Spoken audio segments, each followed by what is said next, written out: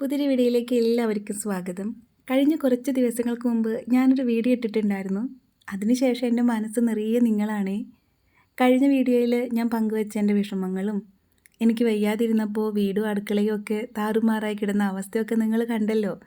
സത്യം പറഞ്ഞാൽ ആ വീഡിയോ ഇടുമ്പോൾ ഇത്രയധികം ആളുകൾ അതിനോട് പ്രതികരിക്കുമെന്ന് ഞാൻ കരുതിയിട്ടുണ്ടായിരുന്നില്ല. 11 ലക്ഷത്തിലധികം പേര് ആ വീഡിയോ കണ്ടു. 1500-ലധികം കമൻസുകൾ വന്നു. ആ വീഡിയോ എഡിറ്റ് ചെയ്യുമ്പോഴേ എനിക്ക് ചെറിയൊരു പേടിയൊക്കെ ഉണ്ടായിരുന്നു.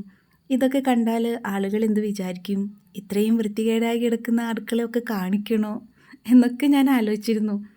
പക്ഷേ ആ വീഡിയോയ്ക്കുള്ള നിങ്ങളുടെ മറുപടി കണ്ടപ്പോൾ ശരിക്കും എൻ്റെ കണ്ണ് നിറഞ്ഞു. ഇതെൻ്റെ കൂടെ കഥയാണ്, ഇതെൻ്റെ വീടിൻ്റെയും അവസ്ഥയാണ് എന്ന് നൂറുകണക്കിന് സ്ത്രീകൾ പറഞ്ഞപ്പോൾ അപ്പോഴാണ് എനിക്ക് മനസ്സിലായത് നമ്മൾ സ്ത്രീകളെല്ലാവരും ഒരേ തോണിയിലെ യാത്രക്കാരാണെന്ന്. ആ വീഡിയോയ്ക്ക് താഴെ വന്ന കമൻറ്റുകൾ ഓരോന്നും ഞാൻ വായിച്ചു നോക്കിയിട്ടുണ്ടായിരുന്നേ.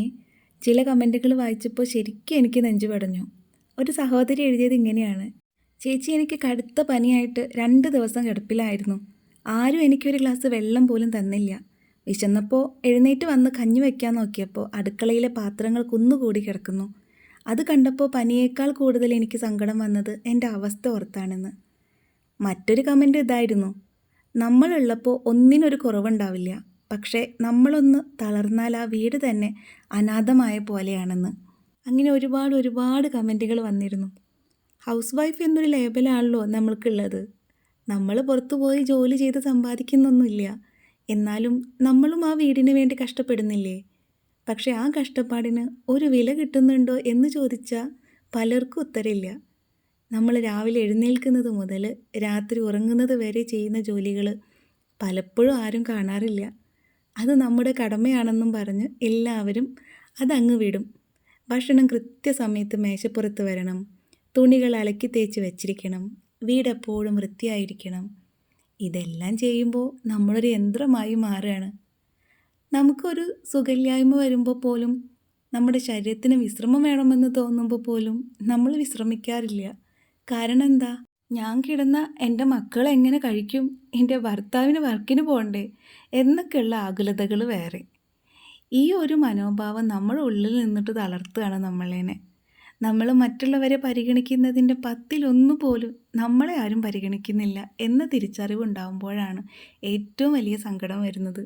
ഓരോ കമൻറ്റുകളും വായിച്ചപ്പോൾ എനിക്ക് തോന്നിയൊരു കാര്യം, നമ്മൾ ഈ രീതി ഒന്ന് മാറ്റണം എന്നാണ്. നമുക്ക് വയ്യാതാവുമ്പോൾ എനിക്ക് വയ്യാന്ന് തന്നെ പറയാൻ ശീലിക്കണം. ഒന്നാലോചിച്ചാൽ ഒരു ദിവസം നമ്മളൊന്നും ചെയ്തില്ലെങ്കിൽ എന്താ സംഭവിക്കുക? ലോകം അവസാനിക്കുകയോ? ഇല്ല, കുറച്ച് പാത്രങ്ങൾ കഴുകാതെ കിടക്കും, അത്ര തന്നെ. പക്ഷേ ആ സമയത്ത് നമ്മളെടുക്കുന്ന വിശ്രമം നമ്മുടെ ആരോഗ്യത്തിന് എത്രത്തോളം ഗുണം ചെയ്യും? നമ്മുടെ മക്കളെയും ഭർത്താവിനെയും ചെറിയ ചെറിയ കാര്യങ്ങളൊക്കെ ചെയ്യാൻ ശീലിപ്പിക്കണം. നമ്മളില്ലെങ്കിലും ആ വീട് മുന്നോട്ട് പോകാൻ അവരെ പ്രാപ്തരാക്കണ്ടേ? അത് അവരോട് ചെയ്യുന്ന ദ്രോഹമൊന്നുമല്ല, മറിച്ച് അവരോടുള്ള സ്നേഹം കൊണ്ട് തന്നെയാണ്. ഭർത്താവായാലും മക്കളായാലും അടുക്കളയിൽ കയറി എല്ലാം വൃത്തിയാക്കണമെന്ന് നിർബന്ധമൊന്നുമില്ല. പക്ഷേ നമ്മളൊന്ന് വയ്യാതിരിക്കുമ്പോൾ ആ സമയത്ത് നമ്മുടെ അടുത്തൊന്ന് വന്നിരുന്ന്, നിനക്ക് സുഖമില്ലെങ്കിൽ നീ ഇന്ന് റെസ്റ്റ് എടുക്ക്, ബാക്കിയെല്ലാം ഞാൻ നോക്കിക്കോളാം എന്ന് സ്നേഹത്തോടൊന്ന് പറഞ്ഞാൽ മതി. ആ വാക്കിൽ തീരാവുന്നേ ഉള്ളൂ നമ്മുടെ പകുതി അസുഖവും നമ്മുടെ വിഷമവും. ഇതൊക്കെ പറയുമ്പോൾ ഞാൻ എൻ്റെയോ നിങ്ങളുടെയോ ഭർത്താക്കന്മാരെ കുറ്റപ്പെടുത്തുകയാണെന്ന് ആരും കരുതരുത്. അവരും അവരുടെ ജോലിയും തിരക്കായിട്ട് ഓടുന്നവരാണ്. വീടിന് പുറത്തെ കാര്യങ്ങൾ നോക്കുന്ന തിരക്കിൽ പലപ്പോഴും വീടിൻ്റെ ഉള്ളിലെ ചെറിയ ചെറിയ കാര്യങ്ങൾ അവർ ശ്രദ്ധിക്കാതെ പോകുന്നതാവാം. അവർ നമ്മളെ സ്നേഹിക്കുന്നില്ല എന്നല്ല ഇതിനർത്ഥം, മറിച്ച് നമ്മൾ അനുഭവിക്കുന്ന തളർച്ച അവർ മനസ്സിലാക്കുന്നില്ല എന്നതാണ് സത്യം. പരസ്പരം കുറ്റപ്പെടുത്താനല്ല, മറിച്ച് പരസ്പരം മനസ്സിലാക്കി മുന്നോട്ട് പോകാനാണ് നമ്മൾ ശ്രമിക്കേണ്ടത്. ഒരു കൈ സഹായം നൽകാൻ അവർക്ക് പറ്റിയില്ലെങ്കിലും നമ്മൾ ചെയ്യുന്ന കാര്യങ്ങളൊന്ന് അംഗീകരിക്കാൻ അവർക്ക് സാധിച്ചാൽ അതൊരു വലിയ കാര്യമല്ലേ? എല്ലാവർക്കും നന്ദി. ഒറ്റയ്ക്കല്ല എന്ന തിരിച്ചറിവ് നൽകിയ, ആ കമൻറ്റുകൾ നൽകിയ എല്ലാവരോടും ഒരിക്കൽ കൂടി നന്ദി പറയുന്നു. നിങ്ങളുടെ ഓരോ വാക്കുകളും എനിക്ക് നൽകിയ കരുത്ത് എത്രയോ വലുതാണ്. അപ്പോൾ അടുത്ത വിശേഷങ്ങളായിട്ട് നമുക്ക് വീണ്ടും കാണാം. എല്ലാവരും സന്തോഷമായിട്ടിരിക്കാൻ ശ്രമിക്കുക, സ്വന്തം ആരോഗ്യം ശ്രദ്ധിക്കുക. സ്നേഹത്തോടെ, അശ്വതി.